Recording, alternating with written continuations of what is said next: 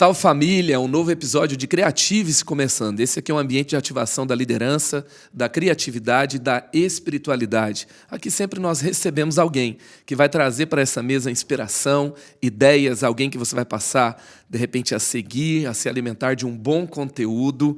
E também eu quero já, desde aqui do início, te convidar a interagir com o nosso conteúdo, a curtir, a deixar o seu comentário, a colocar as frases que mais te marcaram, a interagir com alguma experiência, falar como foi ouvir essa história, o que mexeu com você, o que nasceu de novo, talvez, também ouvindo essa história, e também te convidar a compartilhar. Se é bom, se mexeu com você, compartilhe com quem você acredita que também vai ser relevante. E hoje eu estou aqui com um grande amigo, ele que tem sido tão importante para a igreja e também para pais, para educadores, para professores, para também quem se interessa por esse assunto que está na vida de todo mundo e está onde a gente está o tempo todo. Estou aqui com o David Hiker, casado com a Brenda, também ele é pai de 2 filhos, tem uma filha adolescente e um filho junior. A Nathalie de 13 e o Pedro de 8. De 8. Estão nesse desafio aí. Que legal. De onde vem Hiker? Hiker vem do quê, gente? Da Alemanha. Da Alemanha. Da Alemanha, perigo. Então você é um pastor alemão. Eu sou um pastor alemão, né? Mas a minha família veio dos Estados Unidos, no final do século XIX, início do século XX. Foram parar onde? Na Amazônia, meu amigo. A Amazônia? Uma parte dela foi lá para o Pará. Meu pai nasceu lá no interior do Pará. Origem batista? Isso, batista, exatamente. E aí eu nasci em Belém do Pará, sou natural de Belém. E toda a minha vida fui da Igreja Batista por aquela região ali. Hoje moro em Belo Horizonte. Que legal. E hoje você está na Igreja Central de Belo Horizonte. Isso, lá Central BH. Central BH. É uma benção lá, pastor Paulo Mazzoni. Abraço. Igreja incrível. Você está em BH, tem que conhecer lá. Tem que conhecer a Central, que é isso, hein? Melhor igreja da cidade. Da cidade. Entendi. Melhor, será? Melhor igreja da cidade é uma boa profecia. É uma boa profecia. Eu não sei o que seu pastor vai falar dessa ideia aí. Mas é, sim, uma grande igreja que inspira a nação e o mundo. E David, você fala de um assunto, você é chamado aí de o pastor do sexo. Que isso, pastor velho. Que fala sobre a sexualidade, influencer. Influencer, cara, eu me sinto muito mal, velho, quando eu uso essa palavra influencer. Eu sinto que tem um adolescente com espinha, 14 anos, com cabelo azul atrás do computador. Então, eu falo sobre sexualidade, né, cara? Sexualidade é o tema. Você falou que está na vida da gente, está na sua vida, Marcos? Sexualidade? Está. Eu sou um ser sexuado, né? Então, assim, ótimo. É uma das coisas que me define. Então, está na minha vida. Está na sua vida, amém. E graças a Deus o sexo está na minha vida também. Aí já há controvérsia. Né? Muito filho é pouco sexo. Muito filho é pouco sexo? Depende. Depende da babá, né, velho? Depende. Depende da... perguntaram para o pastor Craig Rochelle, que tem 6 filhos, né? Falou, você gosta de criança, né? Ele falou, não, eu gosto da minha esposa. Isso. Filhos é consequência. Que bom. É isso aí. Vai dar certo. Quase não houve um momento sem um bebê sendo amamentado, um bebê acordando de madrugada. Isso. Mas Deus é bom, né? Essa é a tua vida, não mandei você escolher isso, não. Agora... e deixa eu te falar, como que você vê esse assunto na igreja? A gente está o tempo todo aconselhando pessoas que têm alguma luta na sexualidade, alguém que tem algum vício, alguém que tem alguma coisa que ele chama, né, de uma perversão, e quando isso faz mal para essa pessoa, ela percebe que não está fazendo bem, ela busca ajuda, e nós estamos na igreja. Ensinando, cuidando, trazendo a palavra de Deus para esse assunto, mas parece que a gente não fala ainda do assunto como deveria. O que você pensa disso? Cara, a frase que eu mais ouço desde que eu comecei, já tem 17 anos, é a frase: a igreja não está preparada. Na verdade, essa frase para mim é como se fosse assim, um mote do meu ministério. E eu já vi isso de pastores com 30 anos de ministério, pastores novos, de adolescentes, de recém-convertidos, de líderes. A ideia é nós não sabemos lidar, nós não estamos preparados. E eu me pergunto sempre por que a gente não está preparado. E aí tem vários motivos. Um deles tem a ver com a maneira como a gente enxerga o próprio assunto. Então, a sexualidade na igreja é resultado da maneira como a gente enxerga esse tema do ponto de vista teológico, do ponto de vista, inclusive, cultural. Então, por muito tempo é marcado por muita ignorância, por muita vergonha excessiva, uma vergonha excessiva e também por medo. Então, é um assunto eivado de bloqueios, né? É sempre muito colocado como se fosse um problema a ser resolvido. A gente não consegue tratar com naturalidade. Você tem ideia, geralmente, quando você fala assim, alguém caiu, o que você pensa? Sexo. Sexo. Né? Ninguém cai. Tentação. Ninguém. O pastor caiu, porque ele falou mal do. Não. É orgulhoso, mentiu. Não. Então é porque é adultério, sexo. Logo vem na cabeça. E o pecado sexual geralmente é aquele considerado mais importante, no entanto, não tem uma contrapartida de um ensino forte nessa área. Quer dizer, é um paradoxo. É o que mais escandaliza, mas é o que menos se observa para que não tenha um desvio, uma queda, um problema naquela área. Aquilo que, teoricamente, às vezes até equivocadamente, nós consideramos mais importante é aquilo sobre o qual podemos falar pouco. Falamos de maneira rasa. O ensino não acompanha o lugar em que a sexualidade ocupa. E quando eu falo lugar, pode ser equivocado, né? Um lugar equivocado, exagerado, que ela ocupa dentro da nossa teologia, da nossa pastoral, da nossa vida como um todo e como igreja, entende? Entendi. E como que tem sido a interação com pastores, com líderes, com as igrejas nesse assunto? Olha, os pastores, eles geralmente se dividem assim entre pessoas que estão muito preocupadas com o tema, querem se atualizar no sentido de melhorar o entendimento, né, do assunto. Tem muito essa demanda no Brasil mesmo. E agora tem uma outra demanda que um outro perfil, que é a ideia de você vai levando aquilo com a barriga enquanto não tem um grande escândalo. Enquanto não acontece uma coisa que obriga a pessoa a trabalhar temas mais contemporâneos. Porque o tema da sexualidade sempre esteve presente. A coisa, principalmente na coisa assim, do sexo e não da sexualidade. Porque sexualidade não é sinônimo de sexo. Sexo é uma parte da sexualidade. O ato sexual, né? O ato sexual, muito bem. Quer dizer, antigamente era muito comum essa ideia de vamos falar de sexualidade, como e quando fazer sexo. Então você tem que esperar o casamento, que claro que é um tema ainda até hoje importante. Dentro do casamento eu posso fazer o quê? Essas duas perguntas, né? Faço era o que mais determinava, né? E como, dentro do casamento, era basicamente o que a gente se preocupava, né? Em geral. Hoje, não, porque hoje, no tecido cultural, a sexualidade ocupa um lugar de produção de tendência.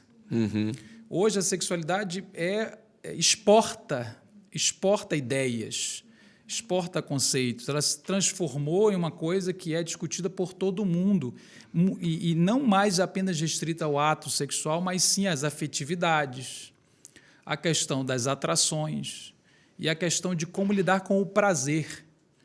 Então, a sexualidade, eu costumo conceituar a sexualidade como uma dimensão humana criada por Deus, na qual eu dou conta, eu administro todos os meus afetos, todo o meu desejo e todo o meu prazer. Todo o meu prazer não, mas o prazer também. Então, é uma coisa muito mais ampla, muito mais complexa, que se desenrola em vários aspectos sociais, culturais, espirituais, psicológicos, familiares.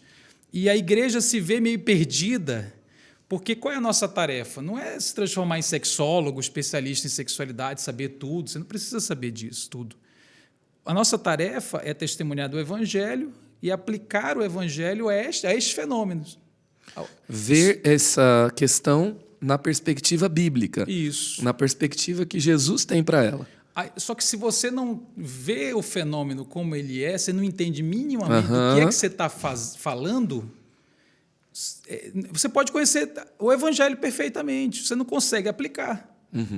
E isso é muito comum nos pastores. Eles se sentem como alguém que tem um machado que funciona em várias árvores, mas que tem uma árvore que o machado não funciona. E ele fica, às vezes, ele procura a mim e fala assim, eu preciso de uma outra ferramenta, porque o machado, que é o Evangelho, não funciona para aquele tipo de pessoa, para esse tipo de problemática. E eu digo para ele, não tem outra ferramenta. E há uma decepção entre os pastores. Porque a ferramenta é o Evangelho. A ferramenta não pode ser outra. Porque se eu te trouxer uma nova ferramenta, eu sou anátema. Né? É verdade. Você tem que falar assim, não, eu não aceito. E alguns queriam que tivesse um outro esquema. A LGBT, então, é uma outra trilha, é um outro discipulado, são outros conceitos, e não tem. O que você precisa fazer? Olha para essa ferramenta, que é o Evangelho, talvez ela precisa, sabe, o machado tem que dar uma afiada. É isso que precisa fazer, dar uma entendida melhor, entender um pouco melhor como acessar aquela árvore, aonde eu coloco, talvez seja diferente, e vai ser o mesmo machado com a mesma igreja no mesmo lugar que vai alcançar o coração dessa pessoa que a gente está vendo que é diferente. É isso mesmo. E muitas vezes parece que tem gente que quer dar uma ajudada para o Evangelho, né?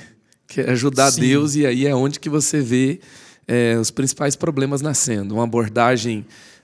eu acho que a abordagem costuma ir em duas vias, né? Ou ela é religiosa, que é uma resposta ao liberalismo, ou ela é liberal.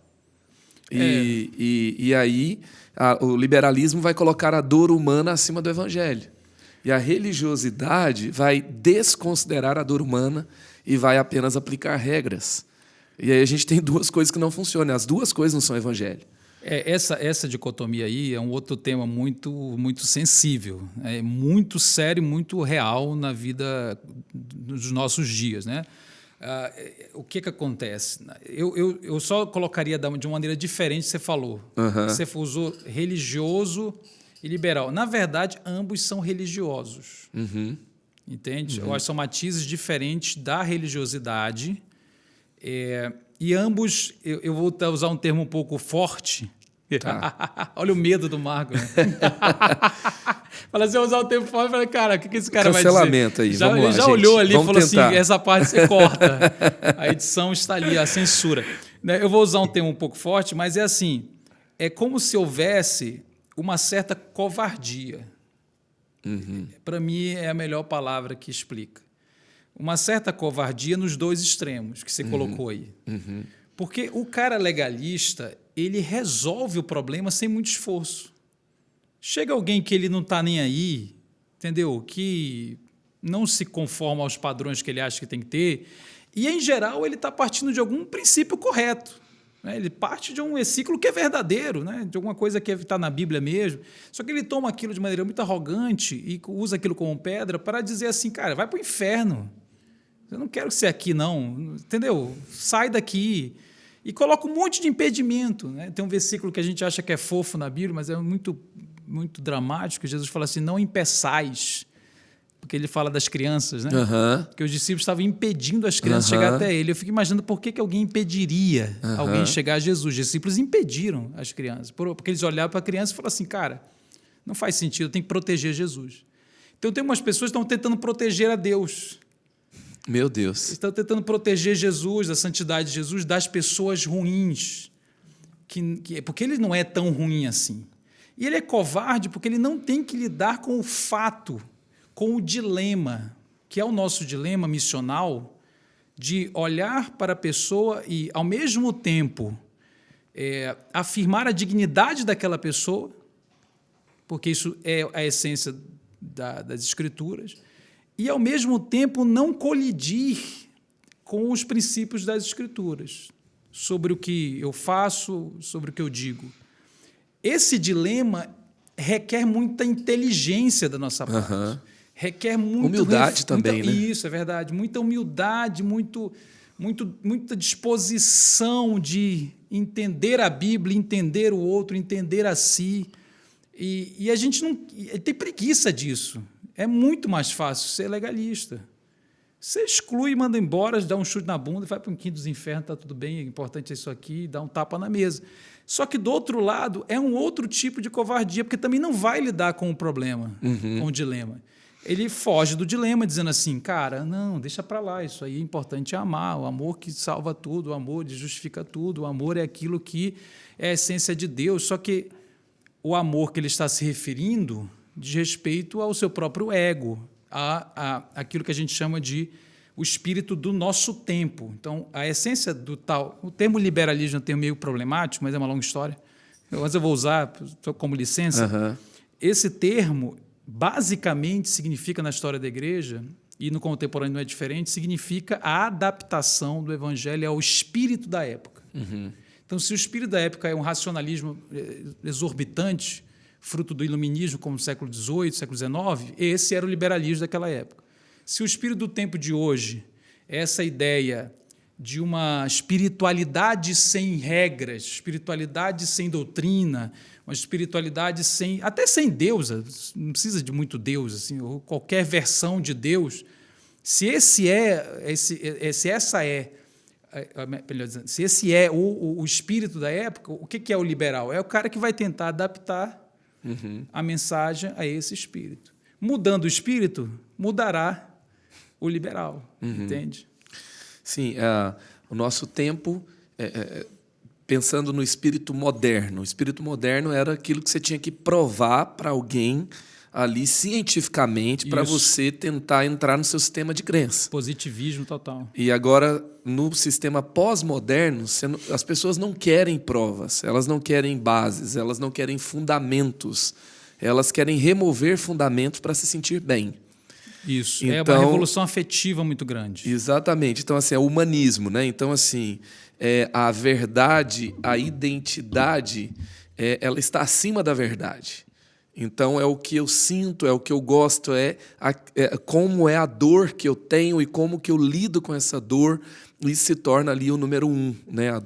A questão do sentir bem, do prazer, é o hedonismo. E aí você tem o que nós consideramos como liberalismo nesse nosso tempo, é você abrir mão de valores e fundamentos e princípios que são basilares do evangelho por causa de um conflito, de uma dor, de uma pressão, de algo que você tem ali que tenha muito a ver com o espírito da nossa época. Isso é verdade. Agora, afetou até o próprio movimento da revolução sexual, o movimento dito chamado LGBT, o LGBTQIA+, eles também passaram por várias transformações no final do século XX, que são muito interessantes. Eu vou te citar uma.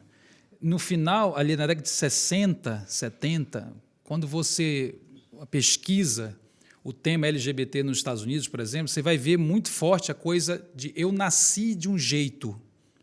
Então, era muito, o argumento era muito a genética e sair do armário para assumir a sua identidade fixa. Você é homossexual, ou você é heterossexual, ou você é, sei lá, bissexual no máximo. E é isso que você é, por definição, por genética, por nascimento. Você nasceu assim, o Robson Cavalcante chamava de calvinismo erótico. Você está predestinado a eternidades e eternidades ser aquilo, seja hétero, seja não hétero, é aquilo que você é e aquilo com base morfológica, inclusive. Aí tinha estudo de dedo anelar, tinha estudo do hipotálamo dos cérebros, né, de homossexuais, são os mais famosos, e o estudo mais famoso é com os gêmeos idênticos. Então, eles buscavam um marcador biológico para dizer assim, é isso que você é, tenha orgulho disso. Com o final do século XX, década de 80, 90, mudou, porque veio a onda da revolução afetiva. O que é a revolução afetiva? Você é o que você sente, não o que seu corpo diz que você é. Entendeu? Então, poxa, eu sou gay ou hétero porque eu tenho um gene, aí de repente alguém diz assim, não, você é o resultado da cultura e não da biologia. Você é o resultado da maneira como você se auto-percebe. A dimensão afetiva se transformou na pedra na qual você sobe para dizer quem você é. Portanto, veja a mudança, né, de uma coisa mais positivista, técnica, cientificista, do gene, da biologia, para o elemento de você é o que afetivo. Você quiser, afetivo, que é abstrato, é nômade, é polimorfo, é fluido, é vapor e é provisório. É engraçado, não falando mal, eu juro que eu não estou falando mal, mas a Demi Lovato recentemente falou que voltou a usar o pronome feminino. Você conhece? Porque ela disse que se sente bem, né? É lógico que você acompanha a Demi Lovato, tenho certeza. Né? Marcos Madaleno passa 30 minutos por semana atualizando-se a respeito da Demi Lovato. Não perco uma informação. Não é uma informação. Esses dias ela estava mudando de pronome de novo para o feminino, que ela estava no pronome neutro e agora está no feminino. E eu só estou citando isso, não é para falar mal, é apenas para dizer como é provisório a tal da identidade. Que, no fundo, é uma profunda angústia contemporânea. Porque, ao mesmo tempo que eu quero dizer quem eu sou, afinal de contas, quem eu sou, só que quando eu me estabeleço em uma identidade, cara, são tantas as opções que eu, na verdade, sinto que perdi mais do que ganhei. Porque se tem 60 identidades de gêneros possíveis, eu escolho uma, eu perdi quantas? Eu perdi 59. E aquela galera que estava dizendo na década de 60, não, você é isso aí, isso nunca vai mudar. Quantas vezes você ouviu isso? Era como se fosse uma libertação para você descobrir o que você realmente é. Isso, e a ênfase nos genes, que também enfraqueceu, porque veio a revolução afetiva na sua dimensão mais profunda. Ou seja, se eu perdi 59 possibilidades, a minha identidade, na verdade, não é a minha libertação.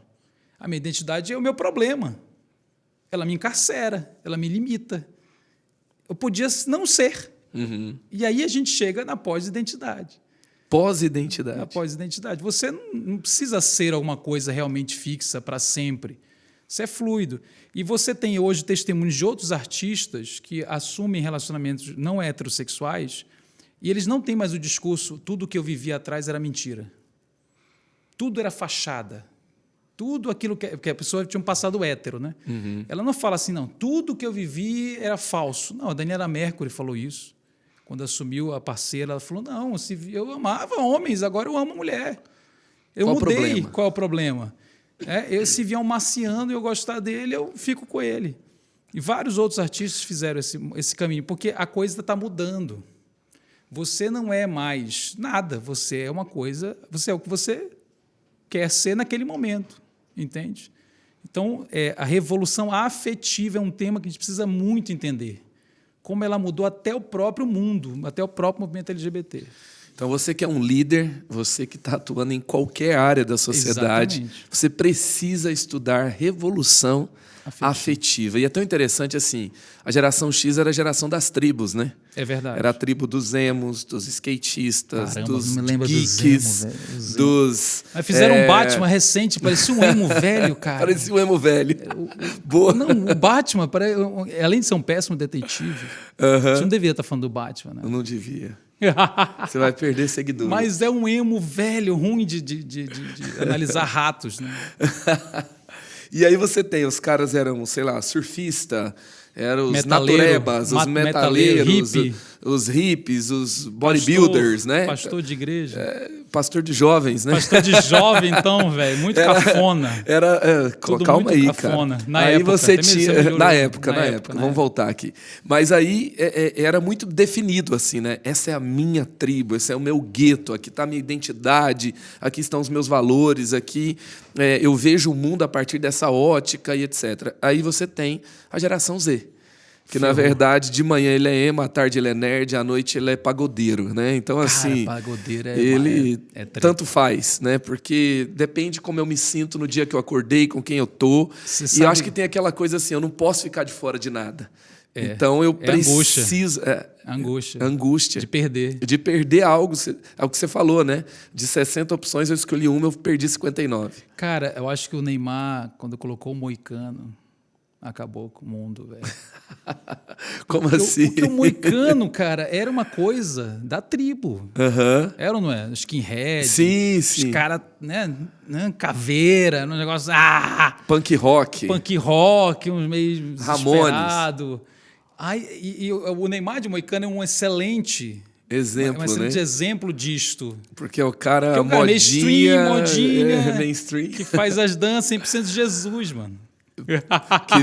Que comemora com o pagodinho, né? O gol, né? Não, aí ele vai lá e... Jesus é tora. Manda um moicano. Cara, manda um moicanão, velho. Aí o cara fala, cara, o que aconteceu com o mundo? Se perdeu. Isso foi antes do TikTok. Agora piorou. E é um excelente exemplo, né? De manhã eu sou pagodeiro, à tarde eu sou atleta, à noite eu sou... Ramones, né? Sou Ramones. No meu estilo eu sou Ramones, no estilo da... Isso aí. E assim vai. E David, como é que começou essa história? Como é que você falou assim, eu quero falar de sexo para a igreja, porque a igreja não está preparada, quero ajudar esses meninos perdidos aí. Como é que começou essa temática na sua liderança? Por que você foi para esse viés? Cara, é muito chata essa história.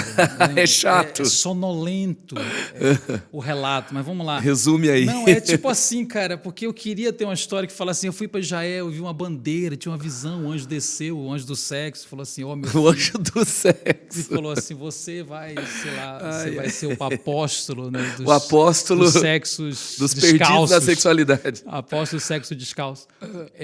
E não foi, cara. Foi uma coisa muito, assim, chata, técnica, e eu nunca tive um grande passado, não matei ninguém, não engravidei Você não era filha do travesti? baterista. Eu não engravidei filha do baterista, que é o evangélico geralmente faz.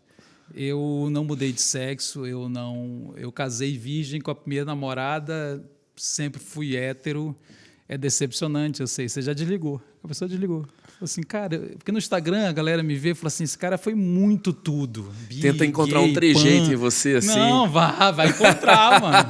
Uma vez chegaram com a minha mulher e falaram assim, cara, uma irmã chegou com a minha mulher e falou assim, como é ser casada com ex-gay?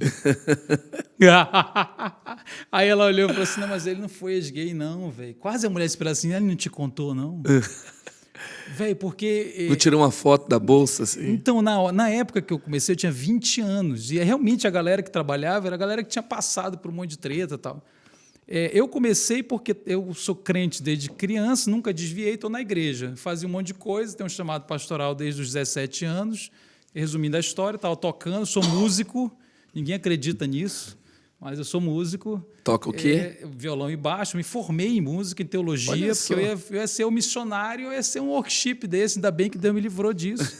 Já tem um monte de workship. Alguma coisa ninguém contra? Aguenta mais. Ah, não. Não, eu sou maravilhosamente grato. Você tá. que é workship. É só piada, gente. Workship é uma benção. Droga. É melhor que pagode. Mas tem uns... É melhor que pagode, não, mano. Vai, tenta, melhor não consertar. Não, eu tô zoando, velho, tô zoando. Mas eu fui muito do manto. Uhum. Eu era do manto. Você era do manto. Cara, eu cantava de costa pro povo, velho. E ajoelhado. Tu já cantou de costa pro povo? Eu não canto, né? Não, mas você tem que cantar. Era a época do Davi Silva, Mike Shea, Sim, David Keelan, Cirilo, Diante do Schubert, Trono. aquela galera Schubert, Diante do Trono. Então a gente era meio maluco. Se assim. não cantava de costas, estava cantando pro povo, Pro né? povo. Eu vou cantar para Deus. Eu vou cantar para Deus, eu não vou cantar para vocês. Eu adorava. Me sentia bem, hétero. E aí então eu estava cantando, tocando, fazendo um monte de coisa na igreja e eu tinha a sensação, cara, eu só faço coisa na igreja, preciso fazer uma coisa fora da igreja. Eu dei uma frase, a frase é vamos sair das quatro paredes. Eu não aguento mais ver essa frase. Eu via desde aquela época. Então eu falei, eu tive uma ideia de fazer uma coisa que nenhum evangélico nunca teve. Foi a primeira vez que veio essa inspiração, que era sopa para morador de rua. Sexta-noite. Cara, impressionante. Se você não deu uma sopa para o mendigo, você não é crente ainda, mano. Nem espírita. Para ser espírita e crente tem que dar uma sopa para alguém. E aí eu falei, bora sair, bora, não sei o quê. E entregando lá o mingau, a sopa, o negócio, ninguém percebeu nada. Ninguém planejou nada. E a gente voltava no mesmo lugar sempre. Um travesti. Eu brinco dizendo assim, Deus teve que enviar um travesti. O apóstolo é travesti, não é a gente. Porque a gente era muito ruim das coisas, entendeu? E um travesti veio e disse assim, não tem sopa para a gente, não? E aí, olha, aí tinha um grupo de travestis. Cara, simplesmente nós começamos a ir toda semana nesse lugar. Começou a encher de travesti, de fazer meio uma célula, conversava. E criou um relacionamento com esse grupo. Eu olhava, na época, e eu tinha 20 anos, né? Então eu olhava aquilo, cara, parecia outro universo. E hoje eu tenho consciência que Deus me colocou nesse negócio justamente para trazer esta mensagem, de que não tem a ver com a sexualidade o maior problema do ser humano. Tem a ver com o coração caído dele, rebelde diante de Deus, morto espiritualmente. E que o evangelho que me salva, filho de pastor, neto de pastor, bisneto de pastor, é o mesmo evangelho que salva qualquer um. E não vai ter outra ferramenta. Nós precisamos lidar com essas pessoas, independentemente se isso está na nossa vida, porque se uma daquelas pessoas vem à igreja e se converte, se torna um irmão, a igreja toda tem um problema, tem uma questão. Então, não é nós e eles com problemas. A igreja inteira tem uma questão a ser endereçada. Qual é a melhor maneira? Então, a gente identificou 3 coisas. A primeira coisa, ignorância. Não sabia de nada. O que é aquilo? O que faz? E a ignorância me inspirou a buscar treinamento. Encontrei o Êxodo Brasil, a gente começou a se preparar melhor e se voltou para a igreja para ensinar. A segunda coisa era, a maioria deles vinham de background cristão. A maioria absoluta já tinha estado em uma igreja. E a terceira coisa que a gente sabe, é clichê, quer dizer, a dificuldade dessa pessoa entrar na igreja. Ser aceita na igreja. Isso. Com o tempo, a gente foi voltando-se para a igreja e percebeu que, na verdade, está todo mundo lá. Eu brinco falando assim, tem uma igreja que eu fui, o cara falou assim, nós queremos alcançar LGBT e os não sei o quê. Eu falei, cara, é só você falar do assunto. Tem um monte de gente aqui. Que está lutando com relação a alguma dessas questões. Que cresceu na igreja, que veio do mundo e que está lutando e já estão. Não tem esse abismo que a gente acha que tem entre a igreja e tal, o LGBT, esse abismo é mais ideológico-político. Então, ele tem um certo lugar, uma certa importância, mas na pastoral e na vida real das relações, o LGBT brasileiro quer Deus. Provavelmente uma parte quer Deus de uma determinada forma, o que é problemático. Mas isso sempre aconteceu com qualquer classe ou com qualquer tipo de pessoas, de gente. Ele quer Deus e ele não rompeu com a igreja. Tanto é que é por isso que eu estou falando aqui. Porque se eu tivesse havido um rompimento, uma ojeriza e todas as referências LGBT estivessem em outra religião, tivesse abraçado qualquer religião, falou assim, essa aqui é a nossa. Não. Eles estão indo à igreja. Na verdade, é o que alguns chamam de revolução conservadora. Por quê? Porque qual é o sonho da galera? É casar oficialmente. E casar aonde? Na igreja. De repente, e adotar filho e ir para a igreja no domingo de manhã e depois ir para o shopping. Como é que é? O Luan Santana tem uma música, né, que fala, eu não sei o que, um cachorro. Eu esqueci o hino, velho. Não é minha especialidade, Luan Santana. Da harpa cristã, velho, porque você só acompanha a Demi Lovato. A revolução, a busca, são por coisas tradicionais. Que você talvez já até banalizamos. Casamento. Tem uma coisa mais tradicional que casamento e filho e religião. Então, essa galera quer a espiritualidade cristã. E é por isso que é tão difícil. Não é difícil porque eles não querem. É difícil porque eles querem. Entendi. E aí se coloca... Se eles não estivessem dentro da igreja, trazendo as questões deles, se eles não estivessem procurando a igreja... Nós não falando disso aqui. Mas também não tem essa questão, assim, a questão ideológica, política, tem um plano de desconstruir a igreja para que isso se torne natural para a sociedade. Não, então, existe a esfera ideológica política, eu sei que existe. É que realmente eu atuo mais na esfera pastoral. Eu sei do valor e da existência da militância. Militância. Eu não sou ingênuo. Então, o que eu quero dizer às vezes a gente confunde um pouco o que a gente está lidando naquele momento. Então, você acredita que se nós tivermos uma abordagem cristã mais aberta, ou seria mais efetiva dentro da igreja, tratando desses assuntos com profundidade, a partir da igreja, a gente vai tratar esse assunto de uma forma também que vai para a sociedade.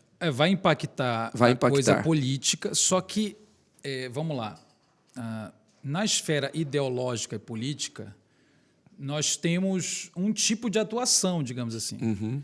Na esfera pastoral, eu acho que tem que ser um pouco diferente, porque senão, se a gente ficar com a intenção de ganhar a guerra cultural diante de uma pessoa que está chegando, a gente não consegue enxergar aquela pessoa como alguém que precisa do reino. Parece que a gente está disputando com ela para saber quem está certo. E eu te diria assim, a maioria absoluta das pessoas que chegam com esse perfil na igreja não são militantes. Existe uma minoria que pode ser militante. Que quer pegar o pastor numa conversa no gabinete, tentar fazer alguma coisa, gravar e querer que ele seja preso e aquela coisa toda. Isso é uma minoria. É claro que isso é muito barulhenta, né? E pode acontecer. Eu diria que a maioria não é assim. Quem quer causar vai ficar evidente que quer causar. E assim, você falou da desconstrução da igreja. Então, eu diria para ti o seguinte: a igreja está inserida num campo missionário, um campo missionário urbano ocidental, contemporâneo, que trabalha sempre com a ideia da desconstrução. Então, acho que isso é consequência do tempo que a gente está vendo. A gente volta para a discussão do tempo. E onde nós estamos inseridos. Tudo está sendo desconstruído. Isso eu concordo contigo. Então, a base dessa coisa do movimento, da ideologia, da militância, e aqui deixa eu fazer um parênteses, militante geralmente, aliás, militância geralmente emburrece, militância, né, é o extremo, né? Geralmente torna alguém menos capaz menos inteligente, aborrece menos inteligente, é a mesma coisa, mas é isso mesmo. Quer dizer, a militância tem... Cega, né? As paixões, né, te tornam menos capaz de perceber as nuances. Veja, a militância tem... A palavra vem de guerra, né? Militar tem adversário, tem agenda... Então, eu não sou nem um pouco ingênuo. Só ver os que estão comigo e os que estão contra mim. Que discordam estão contra. Eu acho muito difícil essa coisa. Eu conheço umas pessoas cristãs que querem ficar bem com o movimento. Porque aí você tem que separar o indivíduo da comunidade e o movimento. É um pouco complexo. Porque o indivíduo nem sempre se identifica tanto com aquela comunidade e muito menos se identifica com a militância. Então, são coisas diferentes. Você pensar, existem indivíduos com atração pelo mesmo sexo que consomem mais Cassiane do que a gente. E não consome Pablo Vittar, nada, só citando uma referência LGBT. Entende? Quer dizer, ele está muito mais próximo de uma linguagem evangélica e ele tem atração pelo mesmo sexo. Então, tem um aspecto positivo no sentido que a gente pode alcançá-lo com o evangelho. Sim, e ele não se identifica com essa militância, necessariamente. Agora, o que eu quero dizer é que a gente não pode ser ingênuo. Existe a desconstrução acontecendo como princípio para tudo. A família, a coisa do casamento, a coisa da religião também. E não é destruição, viu? Porque destruição é o subproduto da desconstrução. Desconstrução é um pouco mais eficiente. É que você, por exemplo, você pega aqui, tem uma família, pai, mãe e filho. Destruir é tipo assim, vou proibir a família, não vai ter mais família. Na verdade, hoje tem mais tipos de família do que tinha antigamente. Então, a família é como se ela não tivesse diminuído. Só que os outros tipos de família é uma desconstrução da família. Isso, é porque você pega aqui Porque a destruição ela não é efetiva. Se você vai falar que vai destruir a família, ela vai... aquilo que é perseguido se torna mais forte, né? A desconstrução se torna mais desejado, inclusive. Isso. A desconstrução é você pegar os elementos interiores. Então, isso é sutil demais, né? É mais sutil. Você pega os elementos e separa e diz assim, agora monte como você quiser. E todas as configurações que surgirem são tão naturais quanto aquilo que você acha que é natural. Olha que forte isso. Entendeu? É fortíssimo. É um quadro do Picasso. Você já viu o cubismo? Sim. Cubismo, ele usa elementos que você reconhece. Você vê uma perna, um braço, um seio, uma cara. Só que ele não está disposto na sua configuração que a gente considera natural. A ideia é te dizer, não existe nada natural. Essa configuração é tão legítima quanto aquilo que te disseram que é natural, porque não vem da natureza, vem da cultura. Tudo é uma invenção, então precisa ser desconstruído. Agora, de um aspecto bem prático, assim... Qual é o conselho? Né, a gente está voando também, né, velho? Qual é o conselho para um líder de uma igreja que está lá, que tem o primeiro caso batendo na porta dele, né? Uma pessoa querendo se batizar, mas está dentro da perspectiva bíblica cristã, o casamento é homem e mulher, e nós acreditamos no poder do evangelho, que nós submetemos nossa vida a Cristo para que o nosso estilo de vida seja o estilo de vida que Jesus nos traz, mas ele está lidando com aquelas questões ali, né? Começando a ter essas... Como eu vou discipular? Como eu vou abordar? Qual que é a forma de fazer isso? Hoje a gente pensa isso, né? Fazer isso de forma segura, sim, para que você... eu acredito que vai ter perseguição religiosa, mas não precisa ter perseguição religiosa por justa causa. Produzida pela nossa própria... Burrice. Né? Idiotice, né? Ou falta de amor. Sim. ou falta de consideração pela dor da pessoa que vem até nós. Qual que é a forma, né, de fazer esse discipulado, lidar com essa situação de uma forma sábia, amorosa, bíblica, profunda? Quais seriam os passos mais importantes? Eu sei que não é uma pergunta com uma resposta, faça isso. Não, mas, entendo, assim, quais são os passos para a gente começar a repensar a forma? Não ser o legalista, os dois opostos dos L's, né? Sim. Você mudou o que eu falei de religioso para legalista, eu concordo. É isso que eu queria dizer. Do legalista, não sendo lá o legalista, nem sendo o liberal dentro daí da licença que a gente vai usar a palavra nesse contexto de adaptar o evangelho à época. Isso. Quais são os passos que todo líder cristão hoje precisa trilhar para lidar com essa situação de uma forma equilibrada e bíblica? Cara, em primeiro lugar, precisamos estudar um pouquinho mais. Uhum. Então, a gente tem que investir. O dilema, a cultura. Isso. Precisamos investir em estudo duas coisas. Você não precisa ser, eu já disse, né? Não precisa ser especialista em sexólogo. Mas a gente tem que dar uma olhada melhor no fenômeno sobre o qual nós estamos nos debruçando.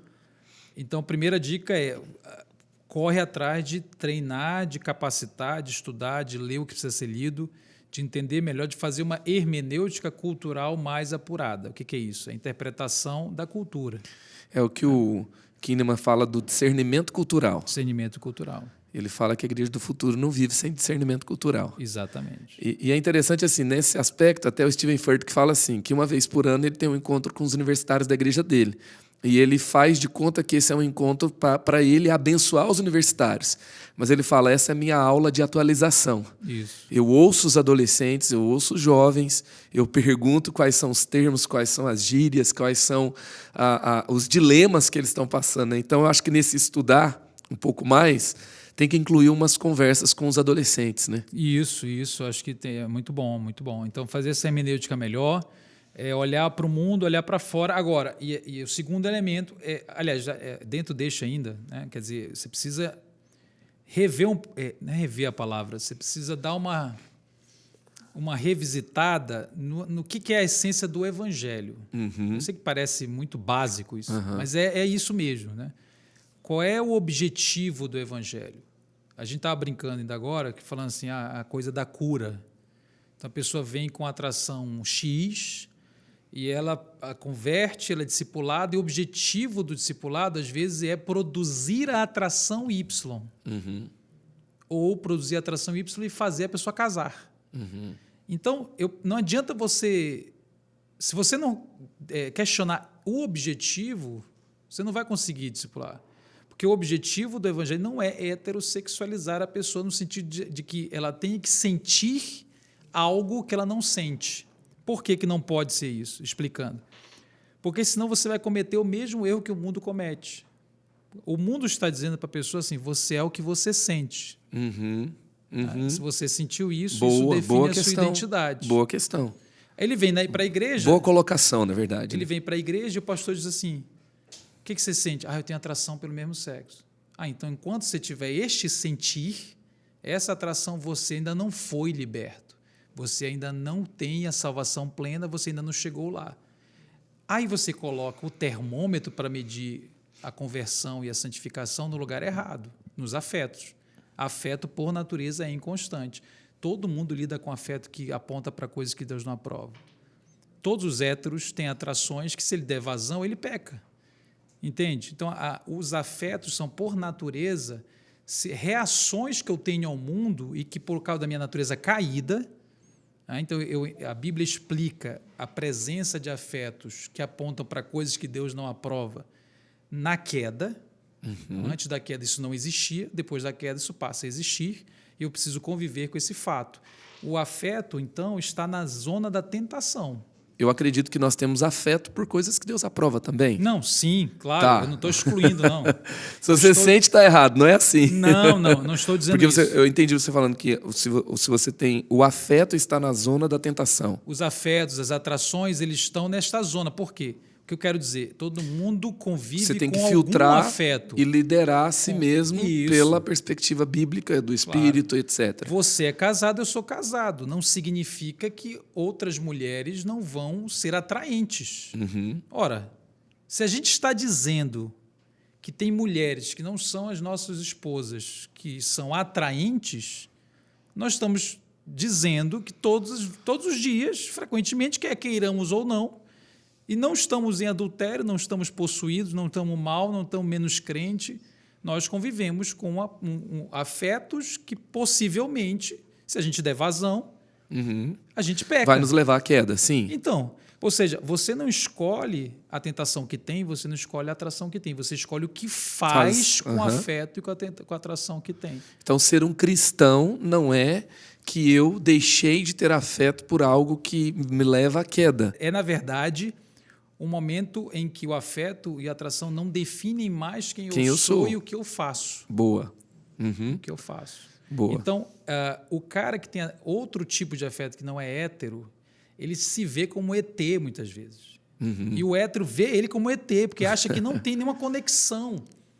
Eu acho, e veja, nós, aliás, qualquer pessoa heterossexual está lidando com atração sexual. Ele tem um grande problema. Se tem uma miríade de gente vendo pornografia heterossexual na igreja, é porque nós temos um problema com a atração heterossexual. A gente não sabe lidar com ela.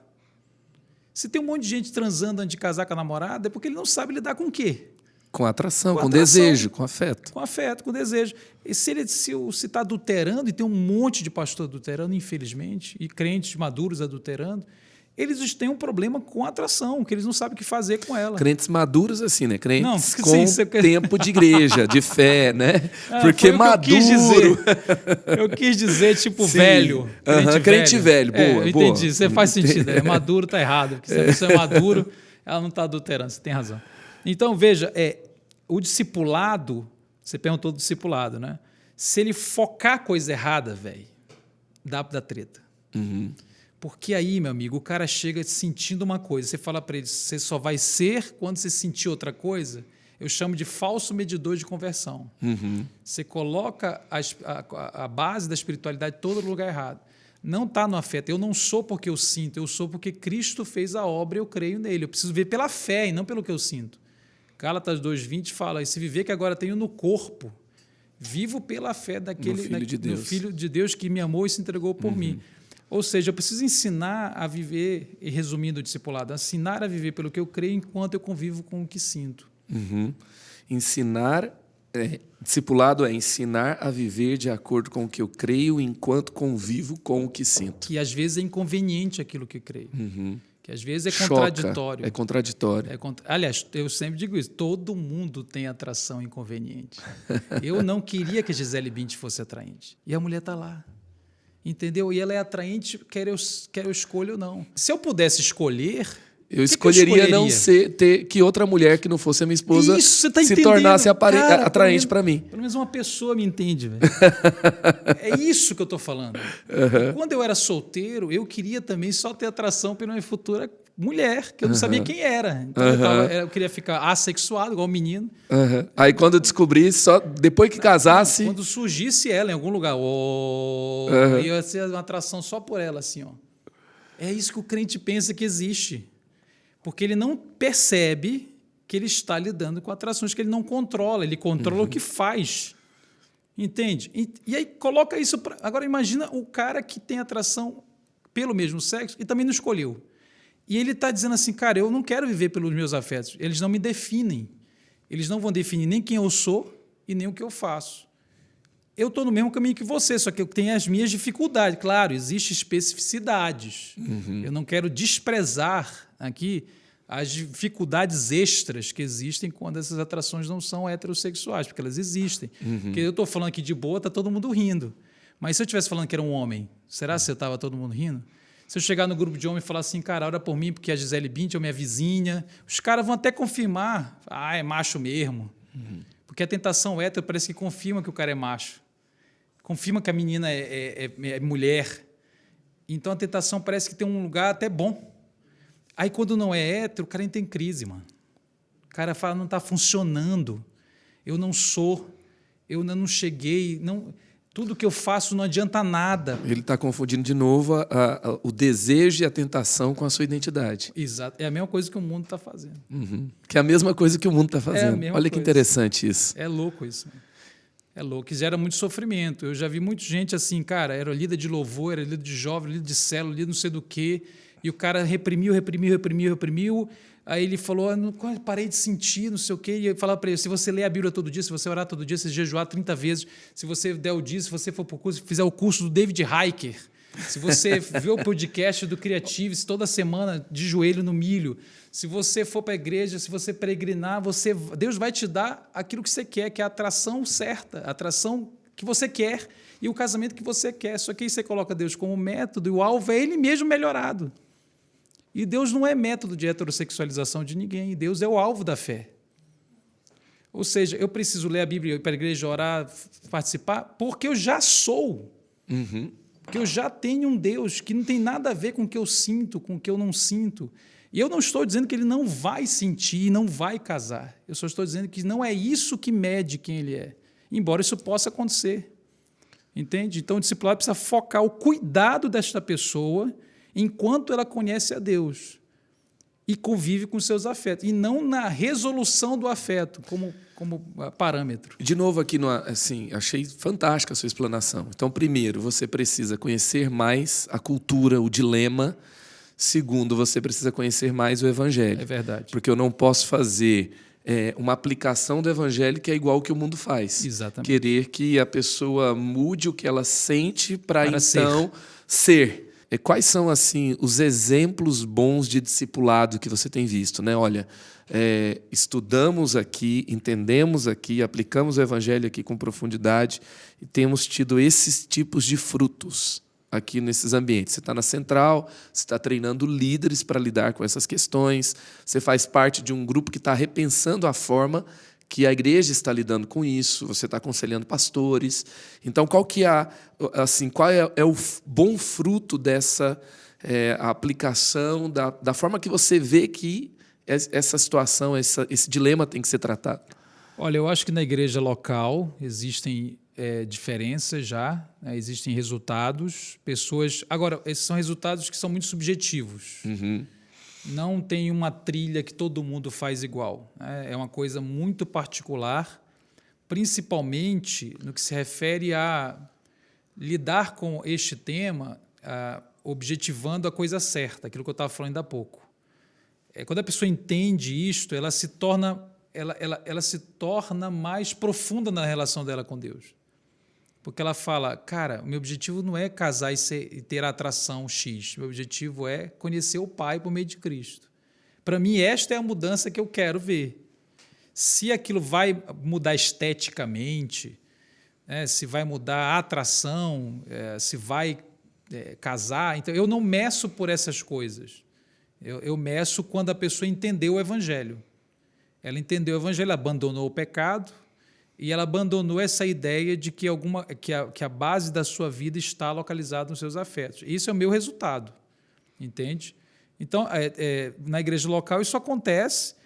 No Instagram, eu diria que é um lugar de muita pesquisa. Eu dou muitos cursos online e tem muito feedback. Instagram é diário, né? E assim... A gente percebe claramente as pessoas com muita fome de entender isso e, quando elas entendem, elas agradecem muito. E veja que eu não resolvi o dilema. Eu não cheguei assim... Porque você não é o Messias dela, né? E não sou o curador, né? o transformador da atração. Não tem uma terapia de reorientação. Não existe. Quer dizer, o que ela recebeu não foi... tinha esse problema, agora ele não tem mais. Não, tinha esse problema, eu via de uma forma, agora eu vejo de outra forma e, caramba, isso muda tudo. Uma expressão que eu ouvi de uma pessoa, ela diz assim, cara, agora eu consigo levar com mais leveza. Levar com leveza ficou ruim. Mas eu consigo enxergar com mais leveza o fato de eu sentir o que eu sinto. E essa pessoa não está dizendo para mim leveza porque ela está pecando. Que ela banalizou o pecado, a tentação. Não, pelo contrário. Ela agora... ela se sente menos culpada de lidar com a questão. Porque não sei se você sabe que isso é um dos grandes problemas. As pessoas se sentem muito mal por serem tentadas de uma determinada forma. Elas se sentem... Faz sentido. Elas entram em conflito existencial. Elas querem se matar. Eu já tive relatos de gente que parou de pensar em suicídio quando entendeu a maneira certa de lidar com seus afetos. Porque ele não aceitava. E para a gente entender melhor isso, né, quando você se converte, você não tem a experiência de que todos os seus desejos de tentação são suprimidos da sua vida. Exatamente. Não existe isso. E se isso não existe para a tentação que você tem, quem tem uma tentação diferente de você não vai viver essa experiência. Isso. E você vai ter Jesus como sendo o seu Senhor. Ele se tornou o seu Senhor. Acho que as pessoas têm que parar de mudar a forma que vê o Evangelho, diferente do que ele realmente é. Né? Romanos 1,16 fala que o Evangelho ele é o poder de Deus. Sim. Então, se ele é o poder de Deus, ele vai me transformar. Como? De dentro para fora. Sim. Só que tem gente que, ao invés de permitir que o Evangelho produza uma transformação poderosa no interior das pessoas, que leva tempo, que é passo a passo. Deus não fez tudo na minha vida porque eu não ia aguentar tudo de uma vez. Ia ser momento a momento. Então, como elas não estão esperando o Evangelho produzir o efeito e investindo nas pessoas, derramando o Evangelho sobre elas, e elas, então, passam a doutrinar ou adestrar comportamento. Eu vou investir em adestrar comportamento e aí eu vou controlar uma situação. E controlar pode parecer que você conseguiu... Por um tempo. Por um tempo. Pode parecer que você teve sucesso. Isso. Mas não resolve, piora a questão. Que esgota, né? Esgota. Por que você foi para um lugar que você viu um grupo de travestis e todos eles, ou a maioria deles, tinha uma origem, ou vou dizer uma origem, vieram da igreja. Sim. Né? Porque, de repente, não vou dizer que o problema está na igreja ou no Evangelho. Não. O problema não está na Bíblia. Sim, sim. Na igreja, sim, temos problemas. Mas as pessoas têm as suas escolhas. Claro. Mas a forma que nós lidamos com isso também gerou essa questão. Eu queria acrescentar uma coisa rápida nisso. Rápida não, você que está falando, eu que estou acrescentando. Para você entender, se alguém chega à igreja, analisa a doutrina da igreja, que Deus criou o homem para uma mulher, e isso chama casamento, e o sexo é criado para celebrar esta união, infidelidade para toda a vida. Ele olha essa doutrina e diz assim, cara, eu não concordo com isso, acho isso muito absurdo, tem nada a ver, tchau. A igreja cumpriu o seu papel. Se a igreja expôs o evangelho com honestidade, com amor, permitiu que ele tivesse acesso a toda a igreja, né, no sentido de que ele foi bem recebido, ele olha a doutrina, olha o ensino e diz assim, não quero, a igreja não precisa entrar em crise. Uhum. É o pai permitindo que o filho pródigo vá embora. Isso. Agora, você quer saber o que acontece em alguns lugares? Infelizmente. Aí a pessoa faz assim, ela diz assim, eu concordo com isso, eu quero aprender isso. Ele tem ele adere à doutrina, mas o tratamento que ele recebe, por não ser uma questão hétero, é um tratamento ruim.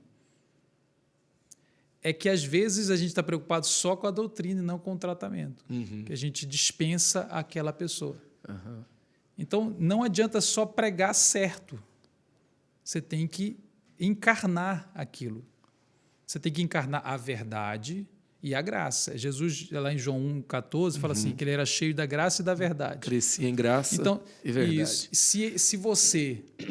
se alguém sai da igreja, não porque não concorda com a doutrina, mas porque foi maltratado, de fato foi, então aí nós temos um problema. Ou seja, a nossa coisa tem mais a ver com os relacionamentos mesmo, como a gente trata, vê, olha. Entende? O evangelho vai produzir uma diferença no nosso trato social. Exatamente.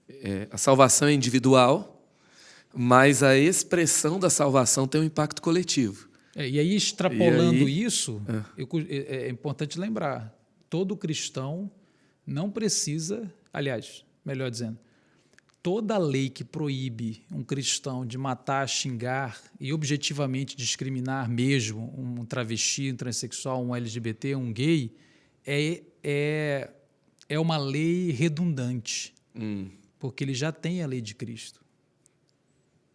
É uma lei importante por vários aspectos, mas para o cristão nem deveria precisar.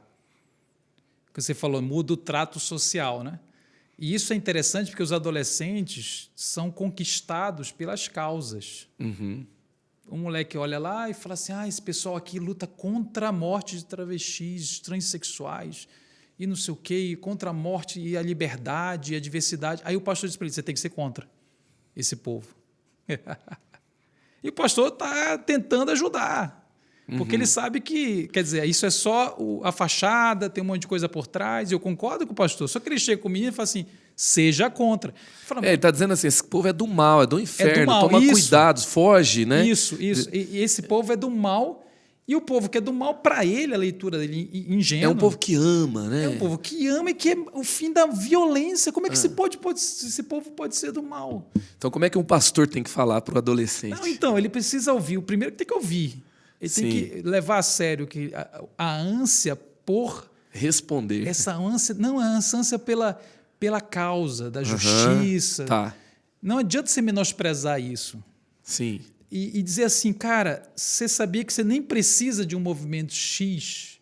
E aí, embora ele possa ter qualquer mérito histórico, cultural, e pode ser que tenha mesmo, porque o evangelho ele já é suficiente para isso. Tem uma pregação do Fabão nos adolescentes aqui, que o tema da mensagem foi Senta Militante. Que era assim. Que isso, hein?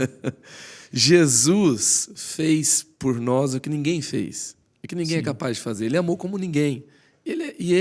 O viés para amar está nele, não na sua militância, né? A militância, como eu falei já, a militância geralmente emburrece.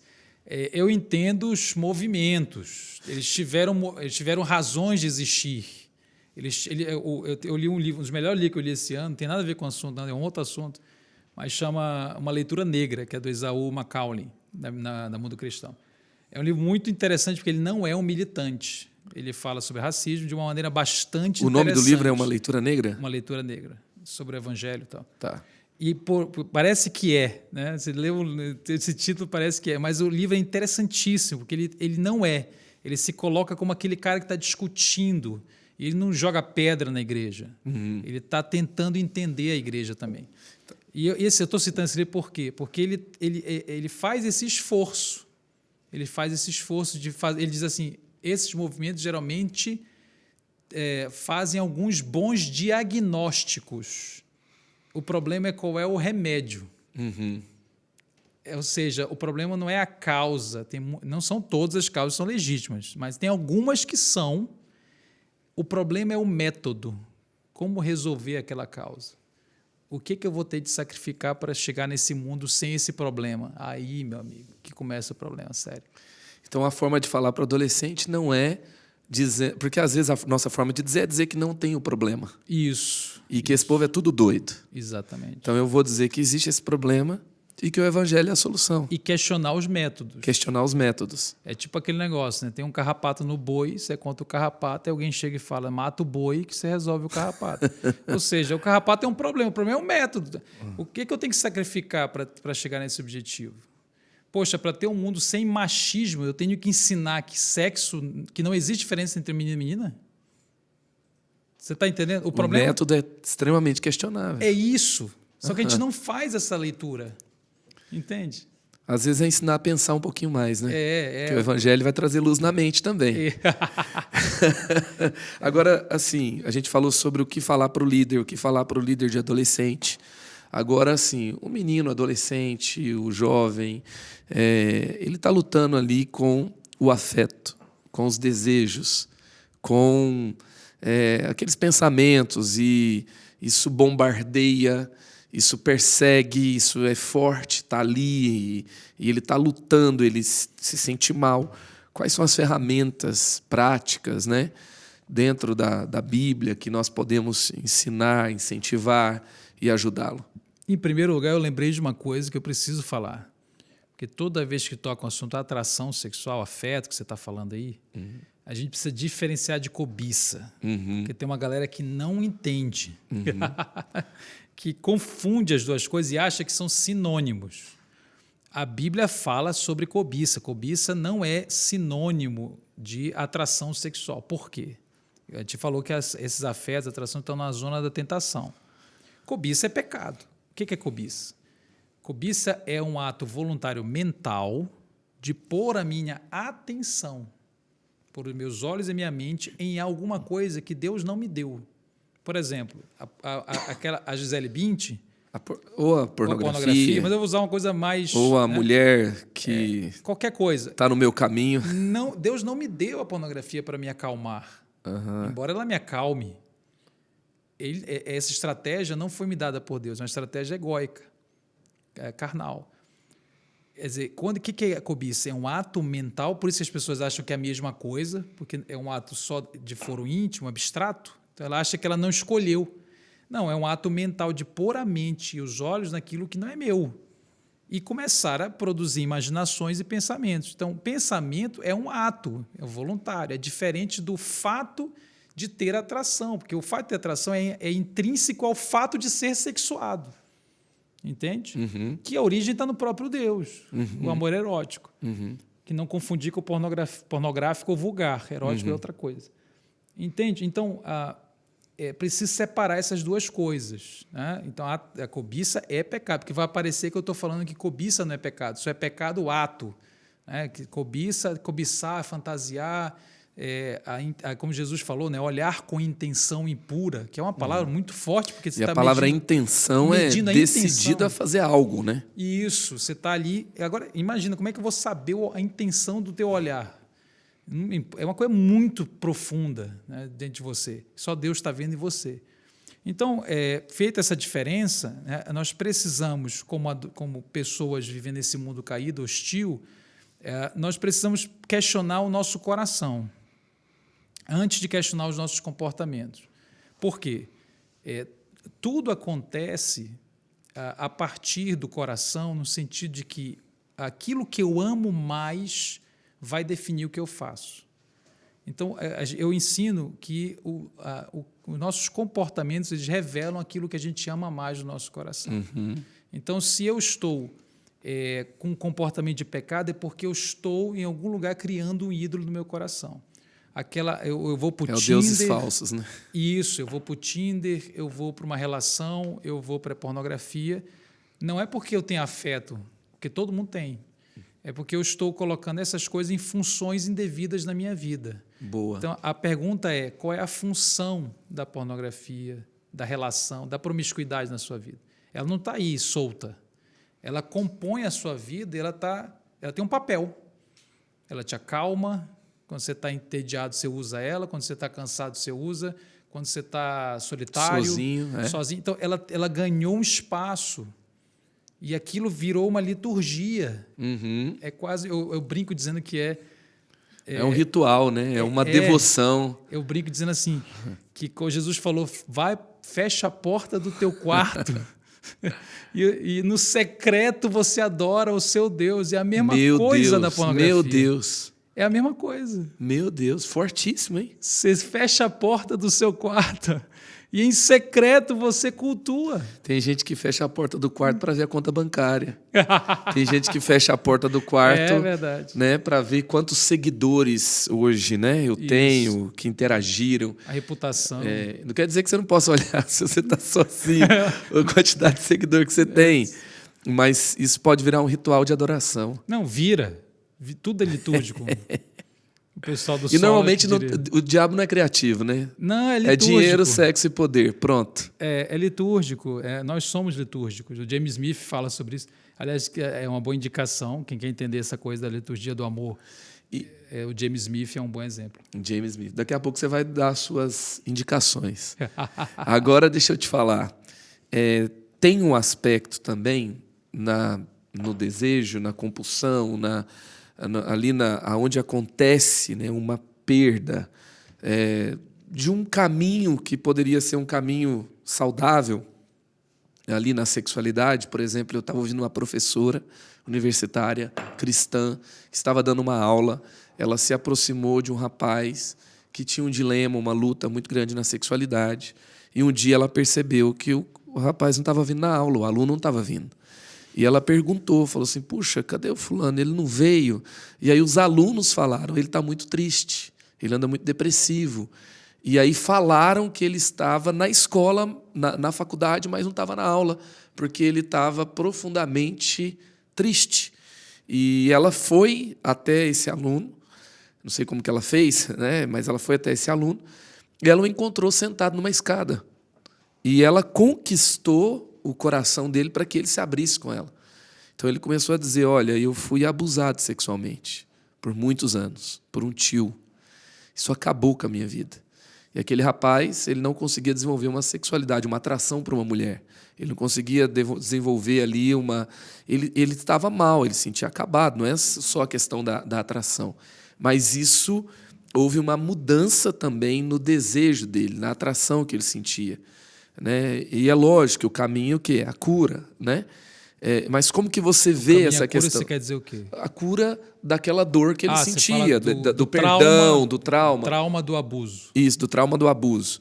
E como que você vê, assim, como se desenvolve? Porque você falou, não, eu coloquei um ídolo no meu coração e eu vou adorar esse ídolo, e essa prática de pecado, na verdade, é simplesmente uma forma que eu vou lá adorar o meu ídolo. É um ídolo que eu escolhi, certo? E nessa questão também, né? Como que funciona isso no seu entendimento? De alguém que tem essa crise, essa dor, essa alma que foi ferida, e ele então começa a desenvolver outras práticas que não são ali saudáveis para ele, para ela. Essa pergunta abre uma porta absurda. Abre uma porta absurda, que é a pergunta das origens. Quanto tempo nós temos? É a pergunta das origens. Você está falando assim, quer dizer, eu tenho esse problema por causa de uma determinada coisa que aconteceu, ou essa coisa influenciou. Sim, isso influenciou. Não quer dizer que essa pessoa é uma vítima tudo bem, de que não possa mudar. Isso. Não, né? não estou fazendo essa leitura. Não estou fazendo essa leitura. Eu estou falando a questão das origens.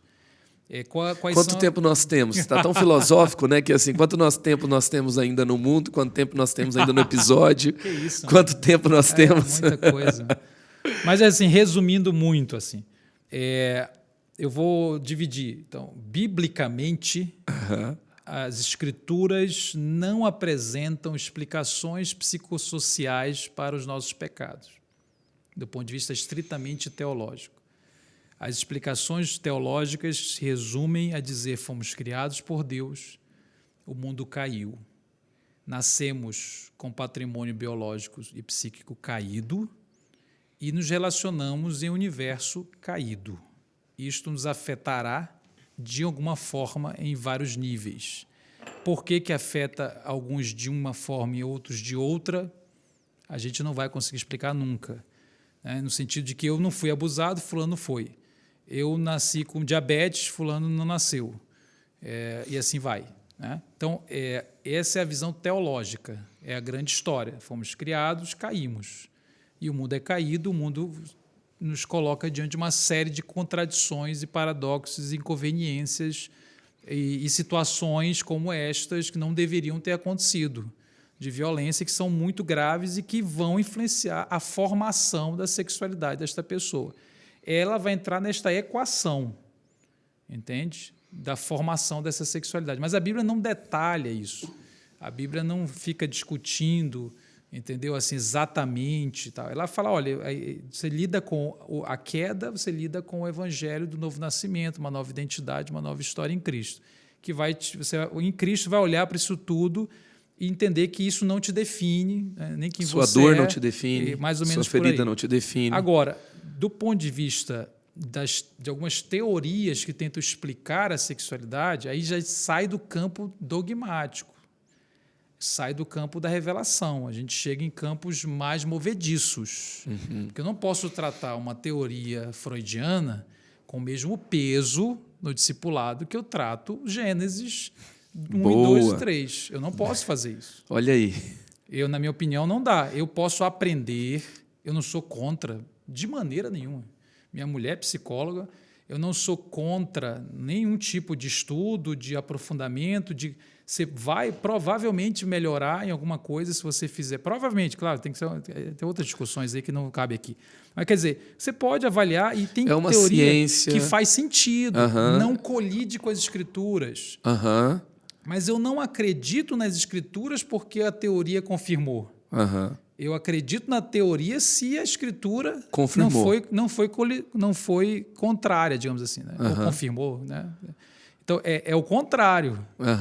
A nossa verdade não está no que foi encontrado aqui nessa teoria. Condicionada à teoria. Tá. O McGrath, tem um autor chamado McGrath, Alistair McGrath, ele fala sobre isso, que quando você olha para as teorias científicas, você encontra nelas resquícios, ecos da verdade. E essas verdades podem ser reconhecidas. Mas o que eu quero dizer é assim, toda teoria, então, que parte dessa coisa psicológica, ela é provisória, você tem que olhar com ela com cuidado. Não é um versículo. Então, o que a gente entende, resumidamente? Qualquer sexualidade, seja um cara que tem atração hétero, não hétero, seja lá o que for, é resultado de um complexo entrelaçamento de pelo menos 3 grandes eixos.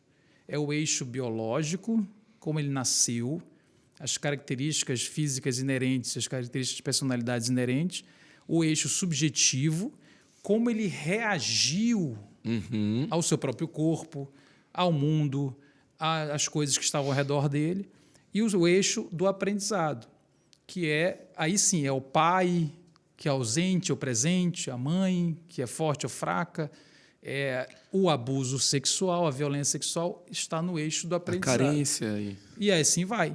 Então, esses 3 elementos vão se relacionar de uma maneira muito dinâmica, muito complexa, e resultarão em uma determinada realidade da sexualidade dessa pessoa. Essa resposta é chatíssima, porque ela é longa e não tem uma tabela. Porque a tabela é um problema. Foi abusado, vira não sei o quê. Falta de pai, vira não sei o quê. Mas nessa problemática, você acredita que, tendo uma perspectiva cristã do problema, sim, alguém foi ferido. Certo. Isso claro. Gerou problemas. Isso. Jesus cura. Você então fala vamos trauma, você está no trauma, no trauma psicológico. Okay. Ele tem um efeito. Então, quando essa pessoa vai até Jesus e Jesus cura essa pessoa, há uma mudança, dela. Cura o trauma dela, cura a dor dela, traz ali a resposta para a dor que ela sente. Aquela coisa, cicatrizou, não dói mais. Que você quer chegar. Entendeu? Só que aí tem um problema no efeito. Qual que é o problema? Sim, o efeito não vai tirar o afeto para sempre. Essa é a questão, porque esse era o raciocínio. É um raciocínio, eu entendo, bem intencionado, faz sentido. É a coisa do diagnóstico da causa e do remédio. Acho que é bastante esquemático e médico. Mas, assim, na minha vivência, particularmente, se colocar a chave, quer dizer, a expectativa de que, ao entender o meu passado, porque a pessoa vai fazer terapia, ela vai para o culto, fazer regressão e resolve tudo. Não. Ela vai entender o passado, Jesus vai vir e falar. Aí ela vai assumir os efeitos. Se eu estou chamando de efeito alguma característica da sexualidade, pode ser que realmente alguma coisa mude, pode ser que não mude. É muito irregular.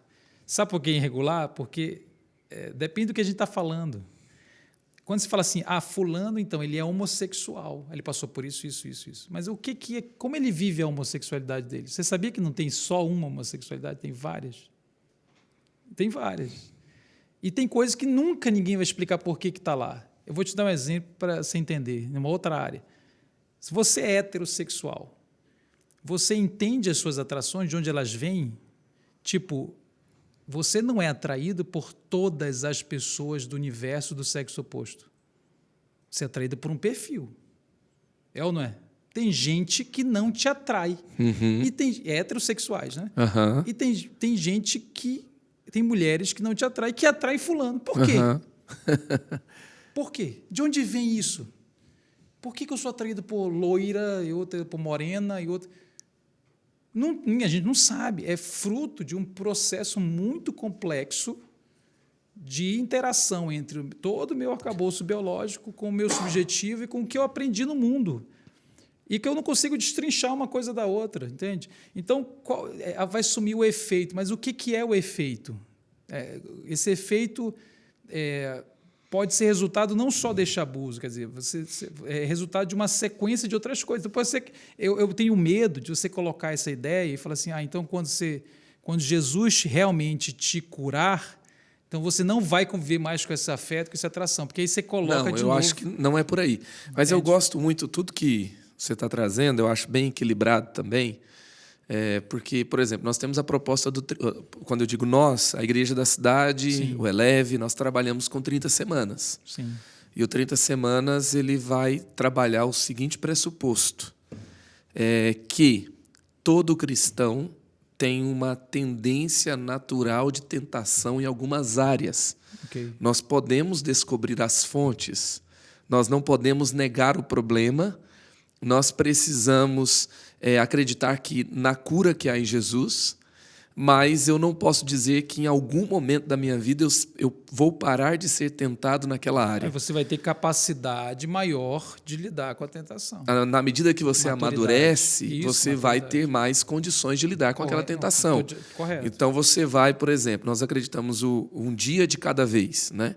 Isso. Então, assim, eu sou grato a Deus, porque hoje eu superei aquela tentação, Exatamente. Eu venci, Muito bom. Eu me apeguei a Jesus. Ao mesmo tempo, eu não sou definido, porque, por exemplo, os Alcoólicos Anônimos. Eu entendi. Ele fala assim, eu sou um alcoólatra limpo por 10 anos, mas ele está dizendo que a identidade dele é de alcoólatra. Sim. Ou seja, o meu vício definiu a minha identidade. Isso. Ainda que é um programa que ajuda muita gente a superar Tem um sempre vício, essa crítica, é verdade. ajuda. Nós falamos no 30 Semanas, eu sou um filho amado de Deus, Isso. que luta com relação à depressão, que luta com relação ao orgulho, à mentira, e aí eu vou contar, vou fazer uma partilha, mas assim, eu vou falar com outras pessoas, porque Tiago 5,16, eu confesso culpa para ser curado, não para ser perdoado. E ali, então, eu tenho um ambiente de oração, um ambiente seguro, e eu tenho um ambiente de manutenção.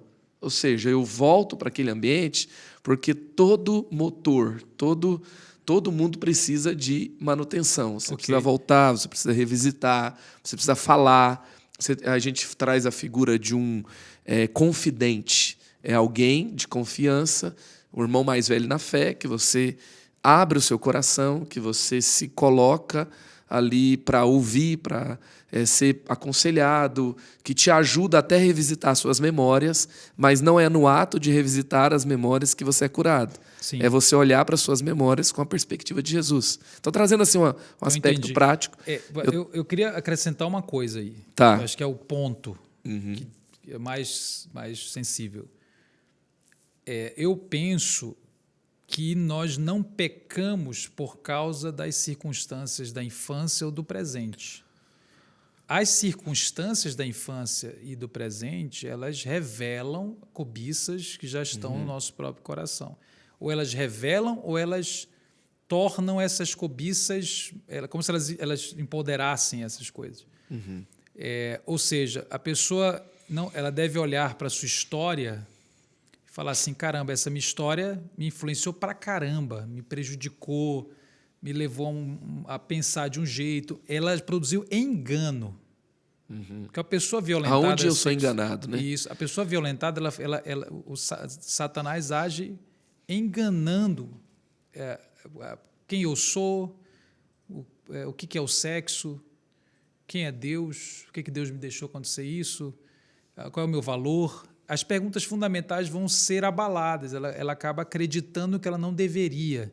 As conclusões que se originam nesse episódio são muito ruins, geralmente muito mentirosas, sobre quem ela é, sobre o seu valor, quem é Deus e o que Deus faz. Então, eu não peco porque passei por isso. Isso produziu no meu coração uma série de cobiças, de enganos. Agora, na vida adulta, eu estou talvez menos adaptado ao mundo, porque eu tenho mais dificuldade de lidar com a hostilidade do mundo, e aí cada circunstância vai revelando essa cobiça do meu coração. A circunstância é um instrumento que revela o nosso coração moído, enganado, caído, adoecido. Entende? Eu peco porque o meu coração precisa, aí sim, de cura nesse sentido. Né? Então, Jesus dizendo que a imoralidade, o homicídio sai do coração, não é aquilo que entra, é aquilo que sai que o contamina. Então, eu acho que isso é importante. Mas eu concordo contigo com a coisa de você ser tentado de uma determinada forma e a tua tentação ela está condicionada também à tua história. Entende? Isso existe, eu acho que isso faz sentido. É que o diabo tem a estratégia dele, né?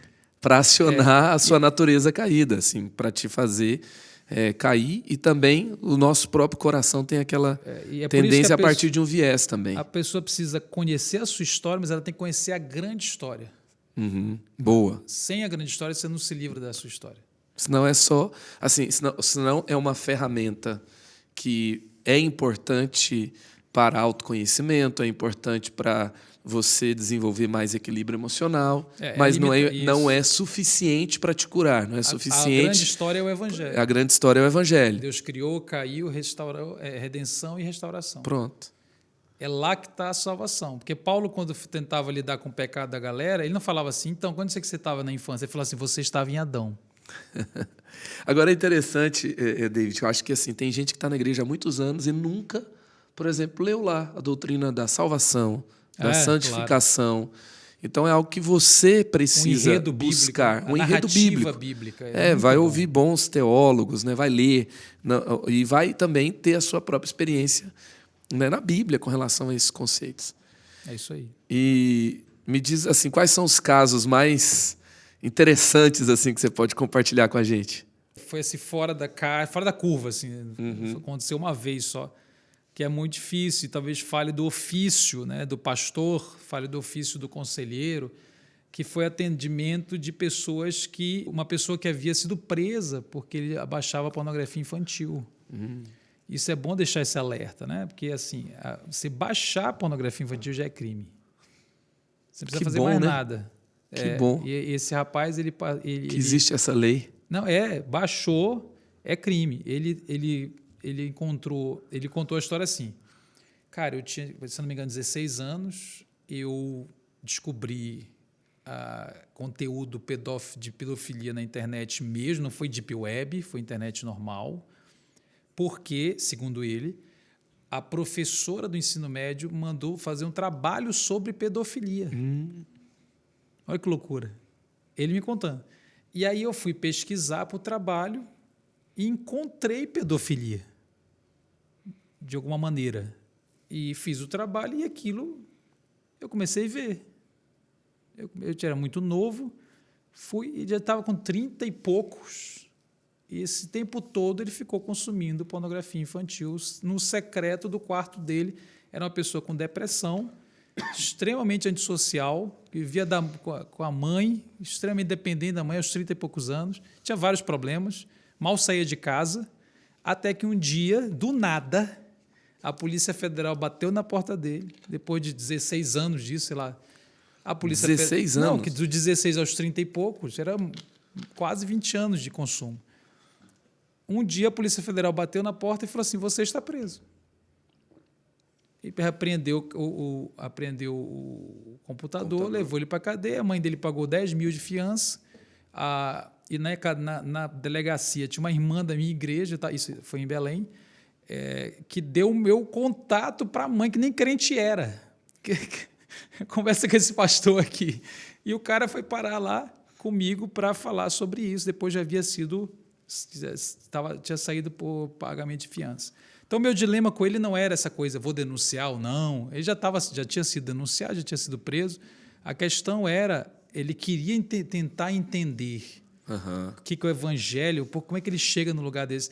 E foi muito doido a conversa, assim, para você perceber como a coisa é muito complicada, é muito complexa.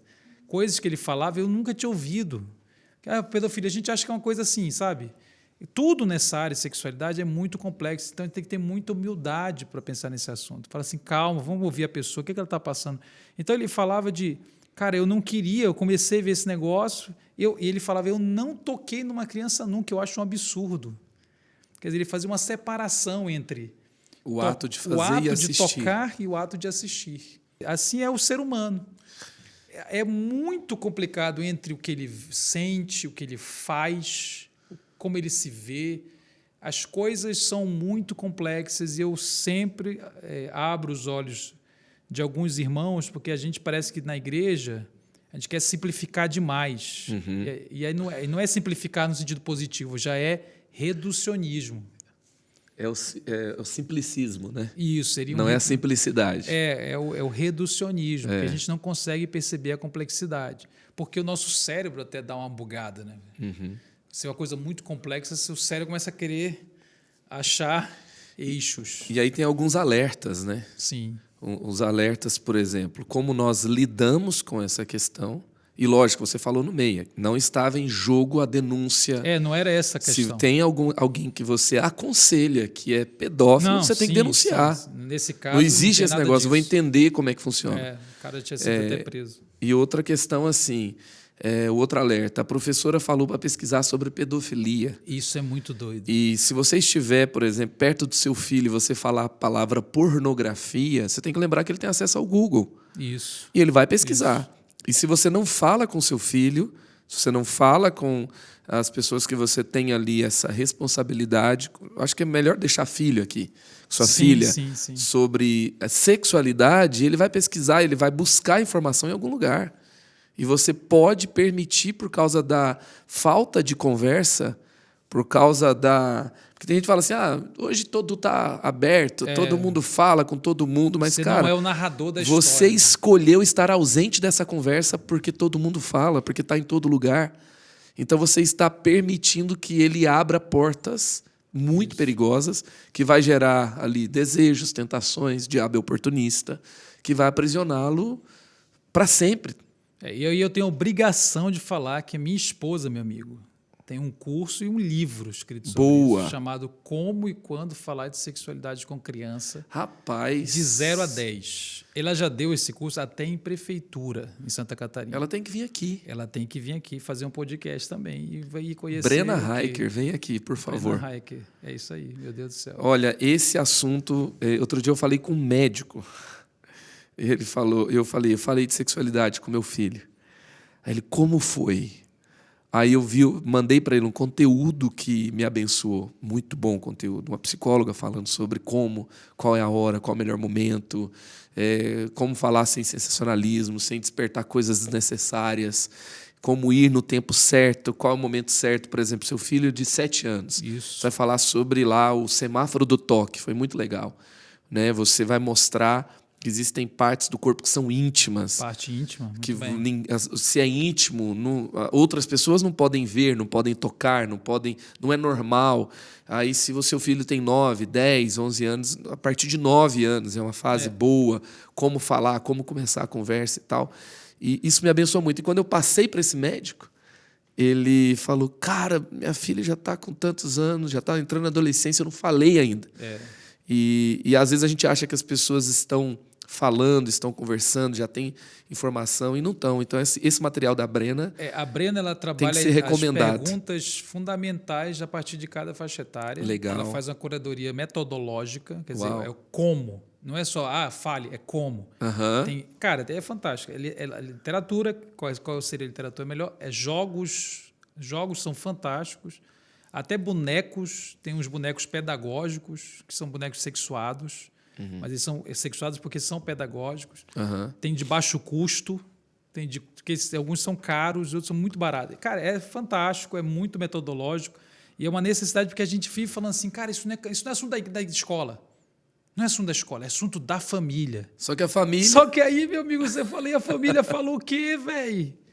O cara vai lá e manda o cara pro prostíbulo, o moleque leva o moleque para transar com a prostituta. Educação sexual pro cara é isso.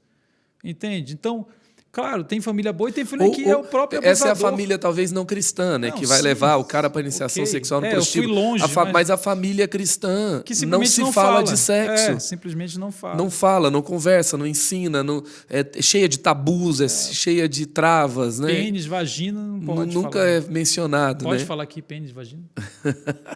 Que isso, mano. Cara, eu já fui numa igreja, eu falei tesão no púlpito, velho.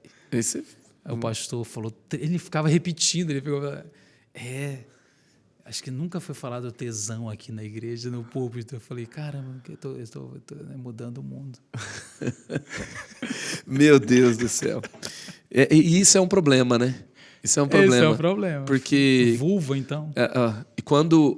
E o 30 Semanas, o que ele fala, o David? Ele fala o seguinte, que aquilo que você não consegue falar está fora de controle. Que isso, hein? Aquilo que você não fala já está fora de controle. Eu já postei no Instagram a frase. Se você não está lidando com o que aconteceu com você, com naturalidade, conversando como sendo uma cicatriz, está fora de controle. Sim. Se você não fala de um assunto, aquele assunto não tem algum problema lá.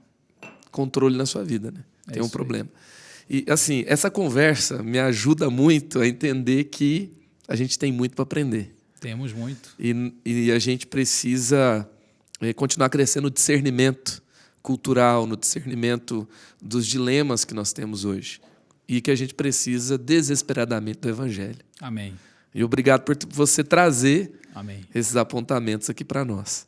E quais são as leituras que você, ou vídeos, ou você já indicou o livro da Brena, o curso da Brena.